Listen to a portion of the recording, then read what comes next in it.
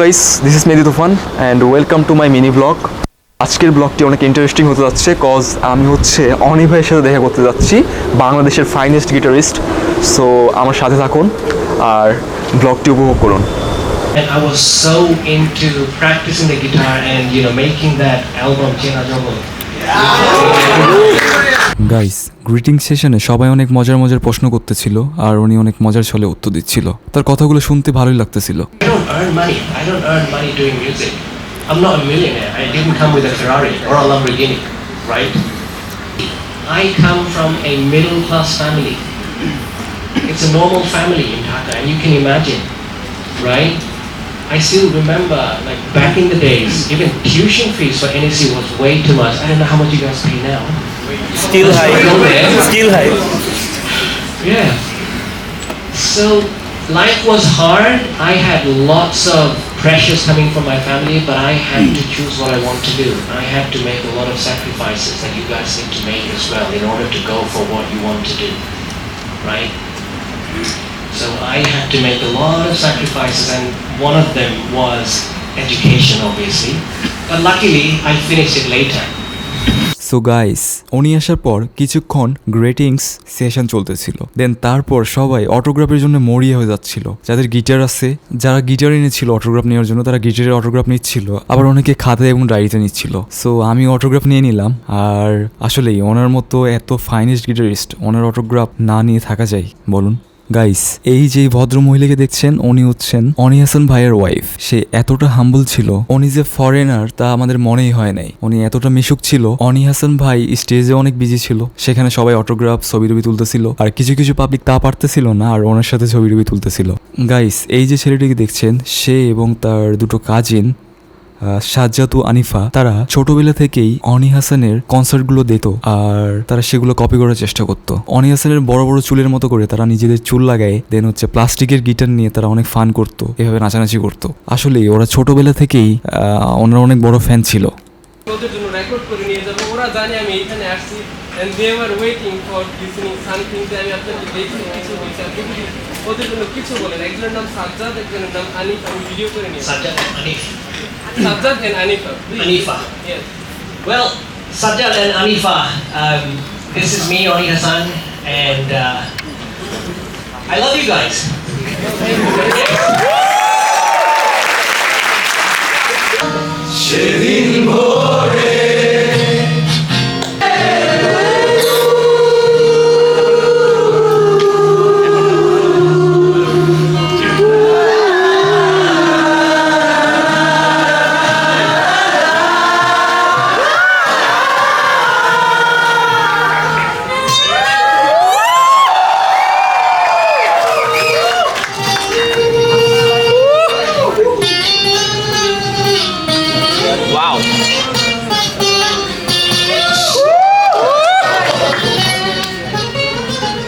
Oh my god.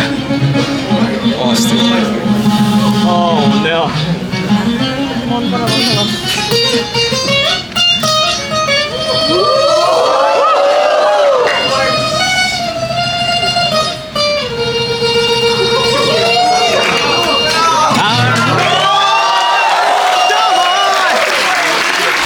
So guys, আমাদের মধ্য থেকে এই যে ছেলেটি, সে বলে ওঠে যে আমি আপনার গিটারের সাথে বিট বক্সিং করবো। দেন তাকে স্টেজে ডাকা হয় আর ছেলেটি অনি হাসান ভাইয়ের সাথে তাল মিলে অনেক ভালো একটা ভাইবস ক্রিয়েট করতেছিল।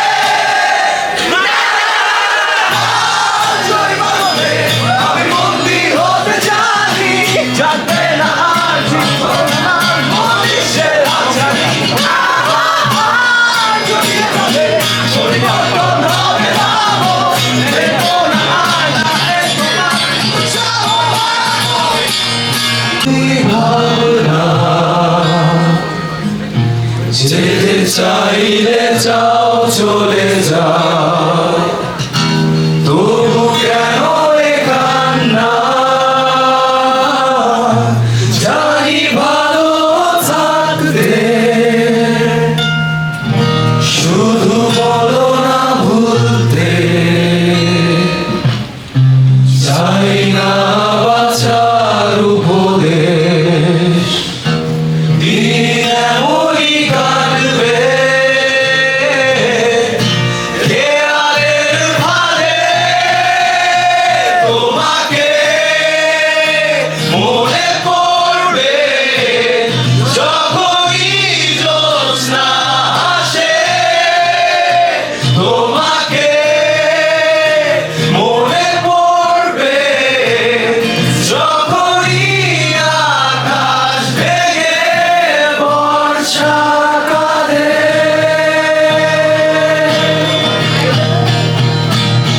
যে যায় যাওয়ার পথে দেয়াল হবার কোনো স্বপ্ন নাই।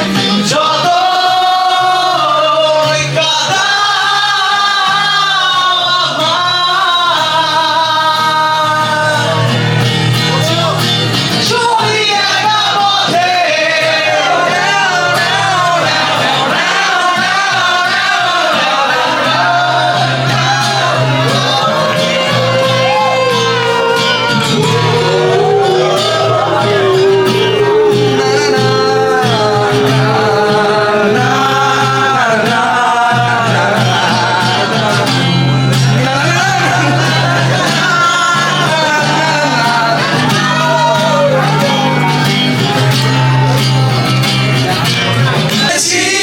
জমে থাকা নীল বেদনারা ডাকে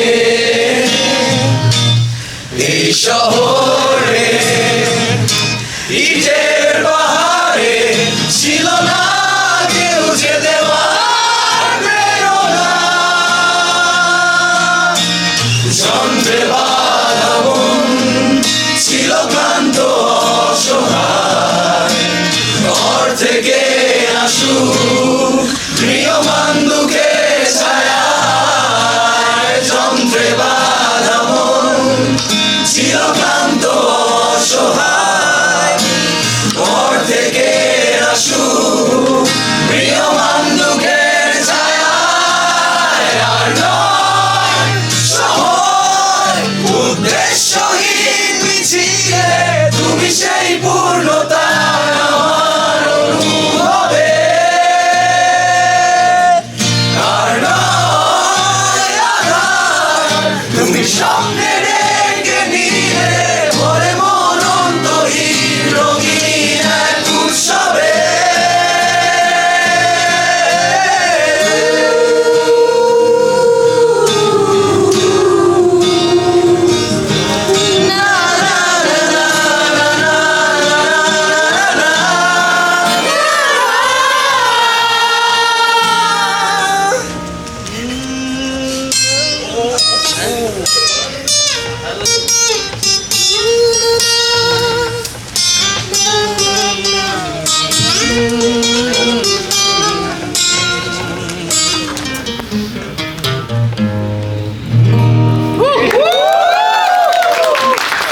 গাইস একটা মজার কথা বলি, প্রোগ্রামের শেষে ওনারা চলে যাওয়ার সময় তাদের পিছু যেন কেউ ছাড়তেছিল না পিকচার অটোগ্রাফ নেওয়ার জন্য। সো সবাই তাদের সাথে সাথে চলে যাচ্ছিল, এমনকি তারা লিফটে চলে যায় এবং লিফটে উঠে যায়, বাট ওভারলোডের কারণে লিফট থেকে অনেককে নেমে যেতে হয়। দেখেন তাদের গিটার প্লেইং এর কি লেভেলের ফ্যান এগুলো আসলেই, কেননা তারা ছোটবেলা থেকে তার গিটার প্লেইং এর অনেক বড় ভক্ত, তাই তারা পাগল হয়ে যাচ্ছিল, এই জন্য এরকমটা করতেছিল। ইট ওয়াজ ফান গাইস। তো আজকে ব্লগটা শেষ করতে হচ্ছে, তো আজ এই পর্যন্তই। Till then tata and by.